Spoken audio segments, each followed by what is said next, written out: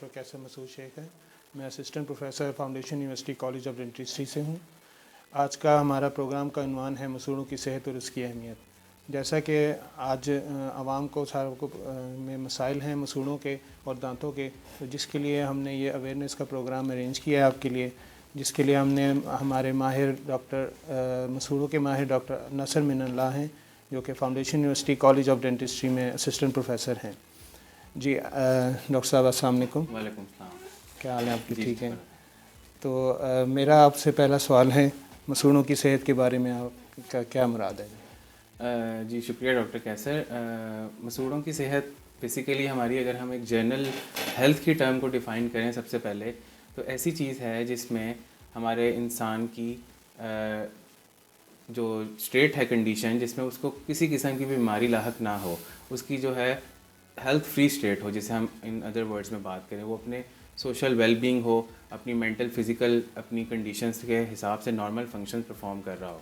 इसी तरह अगर हम मसूड़ों की हेल्थ के बारे में बात करें, तो ऐसी कंडीशन या स्टेट जिसमें हमारे पास कोई भी इन्फ्लेमेटरी पेरिडोन्टल डिजीज़ ना हो।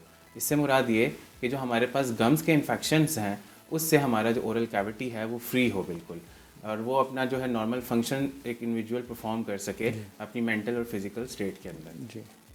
जी मेरा दूसरा सवाल है, मसूड़ों की बीमारियां क्या क्या हैं? मसूड़ों की बीमारियां बेसिकली गम्स की डिजीज़ हैं, जिसके अंदर हमारी जिंजिवा, जिसे हम गम कहते हैं, वो आती है, और हड्डी आती है जिसके जिसके जिसने एक दांत को सपोर्ट किया होता है।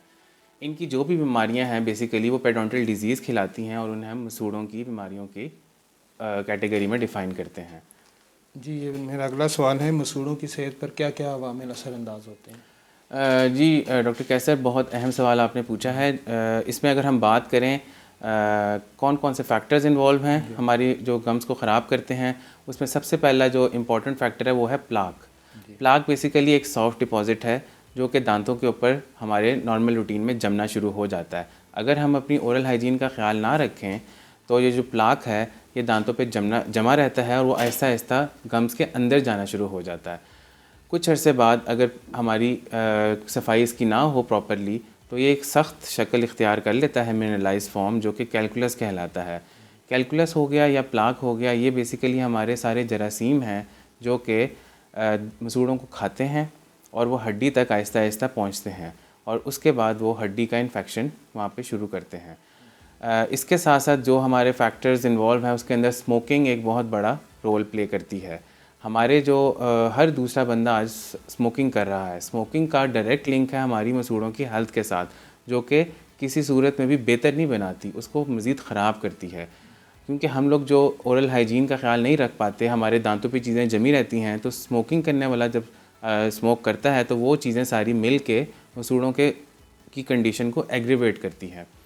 फिर हम अगर बात करें, न्यूट्रिशनल डेफिशिएंसीज़ हैं कुछ इन फैक्टर्स में, जिसमें हमारे विटामिन ए है, विटामिन सी है, विटामिन डी है, ये जो और मिनरल्स कुछ ऐसे हैं जिनकी कमी जो है वो हमारे मसूड़ों पे असरअंदाज होती है डायरेक्टली।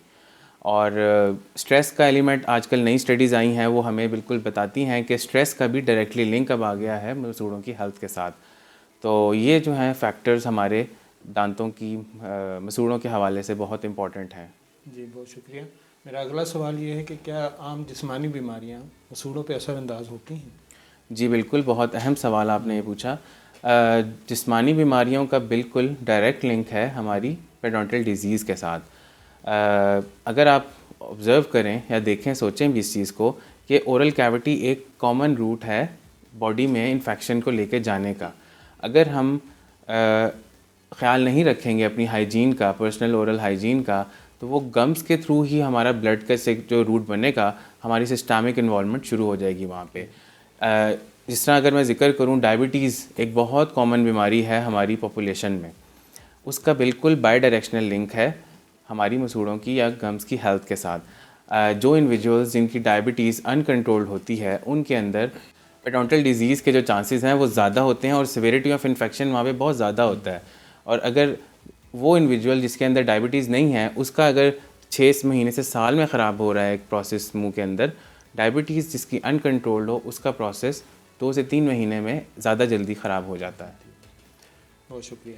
अगला मेरा सवाल ये है कि मसूड़ों की सेहत का अगर ख्याल ना किया जाए तो क्या क्या मसाइल आ सकते हैं? मसूड़ों की सेहत का अगर हम ख्याल नहीं करेंगे तो सबसे पहले क्या होगा कि जो हमारा जो गम है वो ख़राब होना शुरू होगा। ठीक है, गम ख़राब होने के साथ साथ जब इन्फेक्शन हमारा हड्डी तक जाएगा तो वहाँ पे दांत हिलना शुरू हो जाएगा, और कुछ अरसे बाद जब केयर नहीं हो पाती, जब मसूड़ा ख़त्म हो जाता है, जब हड्डी भी साथ साथ ख़त्म होना शुरू होती है तो दांत फिर निकल जाता है। उस स्टेज के अंदर हम कुछ भी नहीं कर पाते, क्योंकि एक आर्टिफिशियल चीज़ की वो अहमियत नहीं है जो हम एक नेचुरल चीज़ के साथ कर सकते हैं। जी तो दांत इवेंचुअली जो है वो लॉस हो जाता है।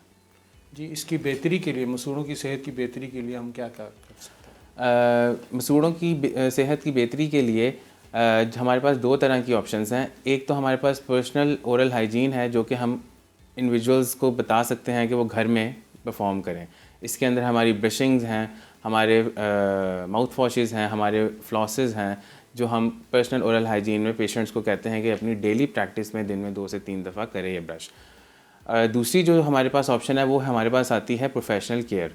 प्रोफेशनल केयर हमारे पास बाय डेंटिस्ट या पेरियोडोंटिस्ट हम प्रोवाइड कर सकते हैं एक पेशेंट को। इसके अंदर हमारे पास अल्ट्रासोनिक स्केलिंग्स हैं, या हमारे पास कुछ ऐसी गम्स की सर्जरीज़ होती हैं जो लेटर स्टेजेस में आती हैं जब हमारा डिजीज़ ना ठीक हो रहा हो, तो हमारे पास अल्ट्रासोनिक स्केलिंग्स या रूट प्लानिंग के थ्रू हम ट्रीटमेंट करते हैं, जो कि इनिशियल थेरेपी हम प्रोवाइड करते हैं हर पेशेंट को। जी शुक्रिया डॉक्टर नसीर मिनल्ला, आपके कीमती वक्त का जिसमें हमने बहुत सारी मालूमात हासिल की हैं, और उम्मीद है इससे आम पब्लिक को भी बहुत फ़ायदा होगा। यहाँ पे हम अपना प्रोग्राम ख़त्म करते हैं। अस्सलाम वालेकुम।